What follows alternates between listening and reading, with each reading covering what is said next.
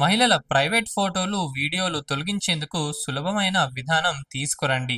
Madras high court ఆదేశం. ఇంటర్నెట్లో మహిళల ప్రైవేట్ ఫోటోలు, వీడియోలు లీక్ అవుతున్న సంఘటనలపై మద్రాస్ హైకోర్టు కేంద్ర ప్రభుత్వాన్ని తీవ్రంగా ప్రశ్నించింది. బాధిత మహిళలు తగిన గుర్తింపు లేకుండా తమ ఫోటోలు తొలగించుకునేందుకు సులభమైన మెకానిజం తయారు చేయాలని కేంద్రాన్ని ఆదేశించింది. ఇందుకోసం నోడల్ ఆఫీసర్ను నియమించాలని సూచించింది. న్యాయమూర్తి ఆనంద్ వెంకటేష్ వ్యాఖ్యలు. మంత్రి కూతురు అయితే వెంటనే టెక్నాలజీ పనిచేస్తుంది, సామాన్యులకు మాత్రం లభించదు. ఫోటో డిఎన్ఏ వంటి టెక్నాలజీని వినియోగించాలి. ఈ కేసు ఓ మహిళా అడ్వకేట్ వేసిన పిటిషన్తో ప్రారంభమైంది.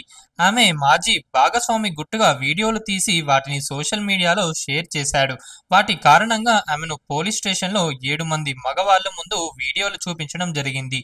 దీనిపై కోర్టు తీవ్ర ఆవేదన వ్యక్తం చేసింది.